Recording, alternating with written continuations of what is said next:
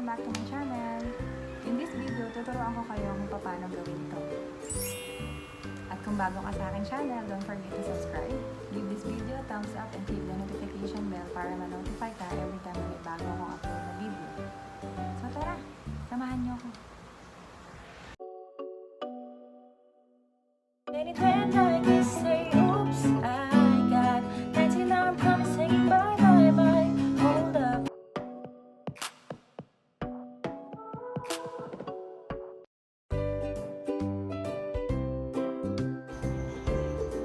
Yan, hi guys!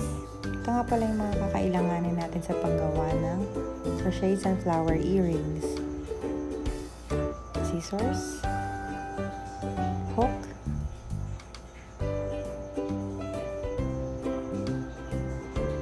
ang ating earrings hook, and long nose para sa pag-clip sa ating magagawang sunflower na crochet. So, tara, start na tayo. So, for this, ang start natin, kailangan natin mag-chain ng 5. So, 1, lock na natin, 1, 2, 3, 4, then 5. Tapos, kailangan i-connect natin siya sa pinaka unang chain na nagawa natin. So, yan. So, after that, mag-single crochet tayo sa butas doon sa pinaka-hole ng ating brown sunflower. So, kailangan natin mag-create ng 8 single crochet. So, 3,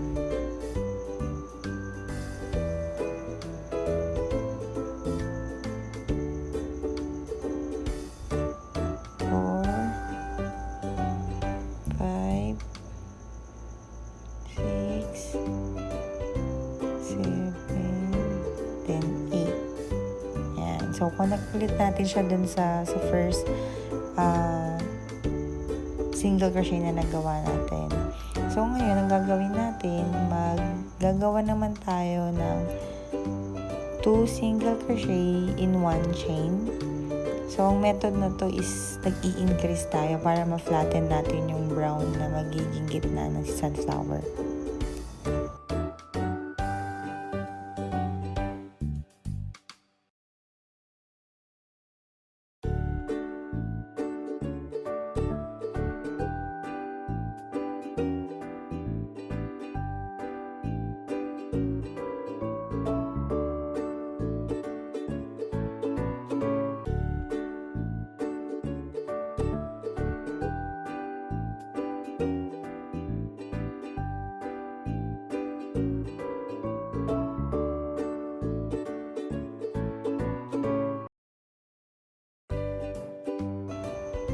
So, ayan, since tapos na tayo dun sa magiging 16 na single crochet, kailangan na natin siyang i-tie and i-cut. Kasi siya yung magiging gitna ng sunflower natin. Isa-set aside muna natin siya. Then, magagawa tayo ng another set na ganito para dun sa magiging pair ni earrings na sunflower.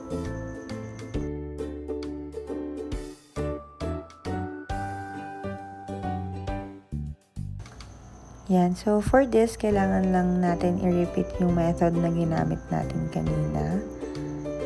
Need natin mag-chain ng 5. After that, connect natin. And then, we have to make 8 single crochet ulit dun sa hole.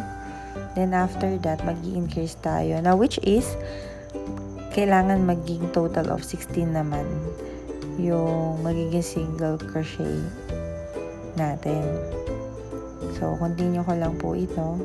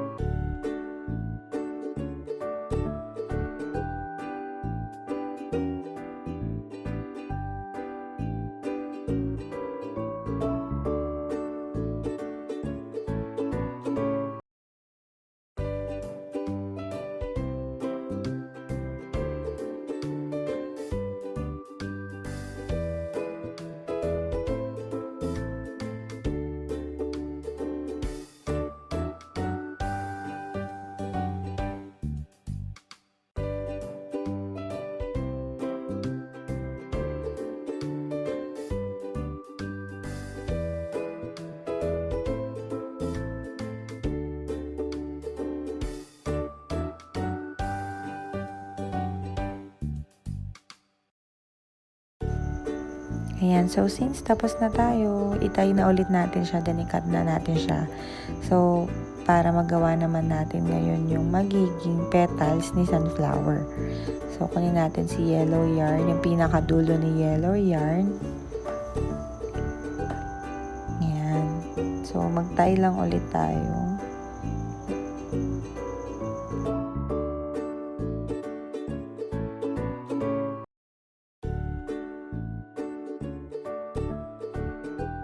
So, ayan. So, ang gagawin naman natin ngayon, i-connect natin yung yellow yarn doon sa brown yarn.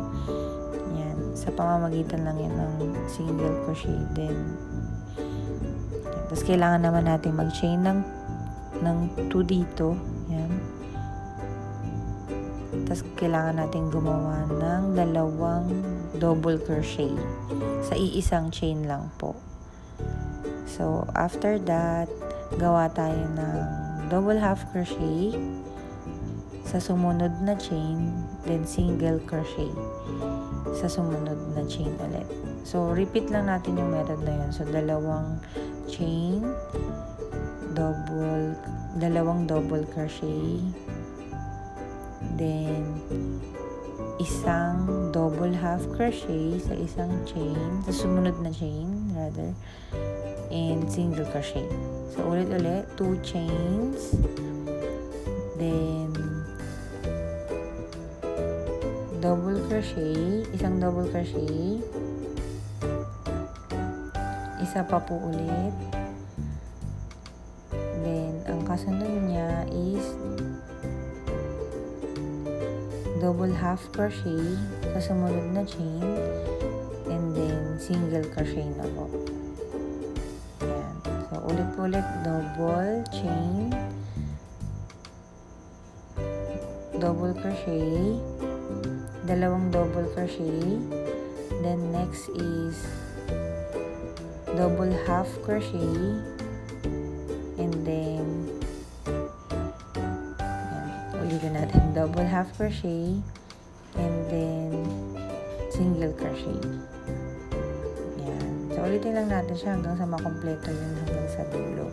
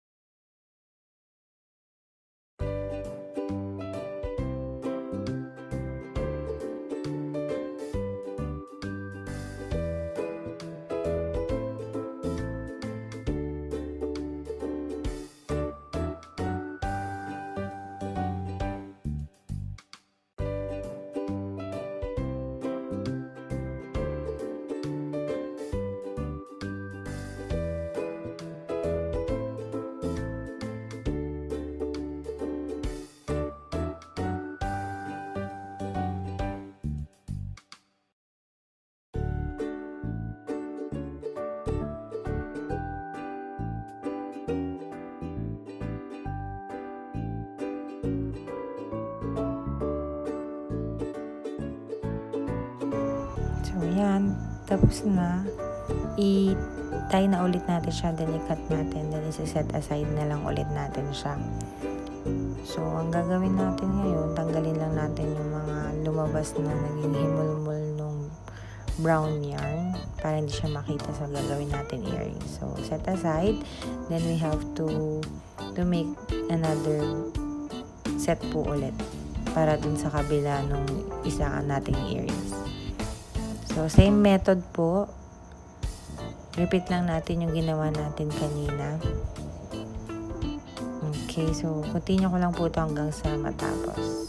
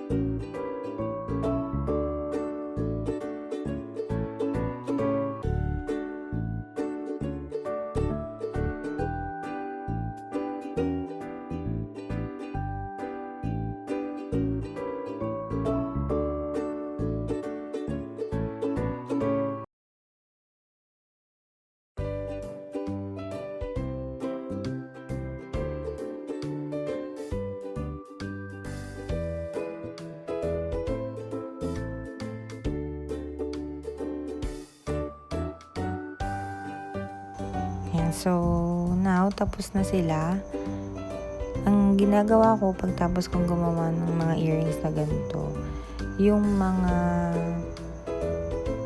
himulmol or yung dulo ng pinagupitan ko, pinapasok ko pa siya para hindi siya masyadong makita. And of course, para talagang malinis yung pagkakagawa sa ating earrings. So, yan. Kumbaga parang ililigaw natin yung mga tali ng yarn para hindi siya makikita. Hindi siya maging visible kapag sinusuot na siya. So, same dun sa kabila, ganun din yung gagawin natin. Yan.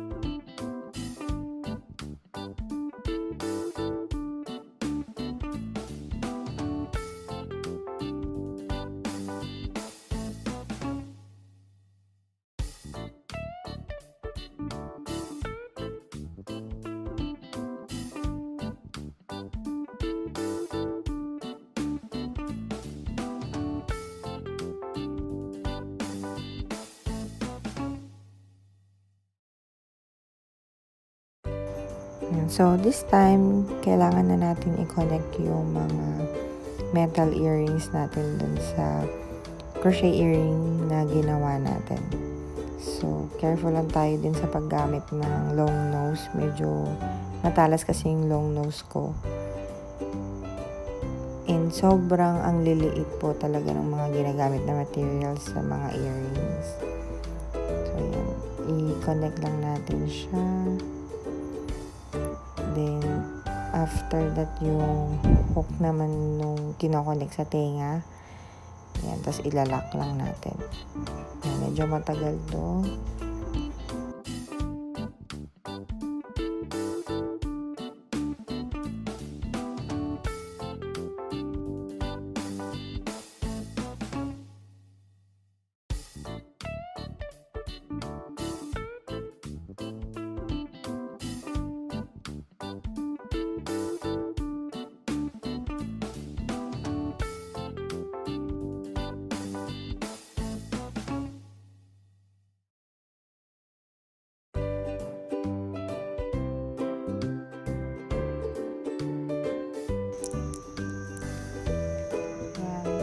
Malapit na tayo matapos. Medyo mahirap kasi siyang i-clip kasi na sobrang liit ng metal na to. Yan. So, same goals dun sa kabilang side. Gagawin lang natin ulit yung ginawa natin dun sa nauna.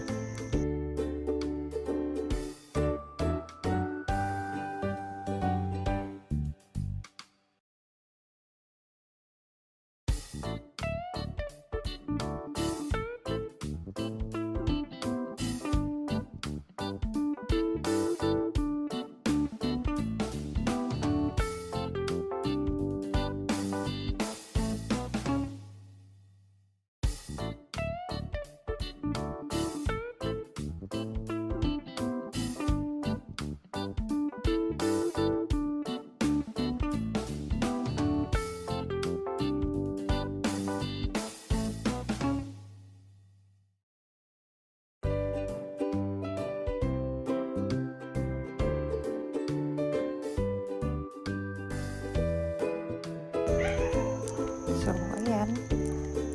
Tapos na natin si crochet sunflower earrings.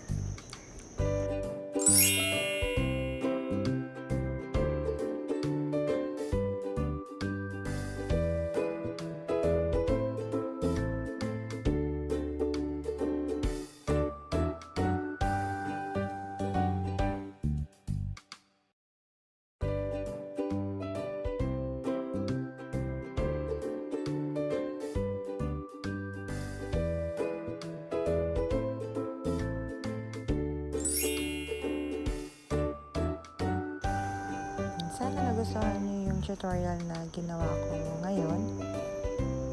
And of course, kung bago ka sa akin channel, don't forget to subscribe, give this video a thumbs up, and click the notification bell para ma-notify kayo sa mga bagong upload na gagawin ko. Thanks for watching!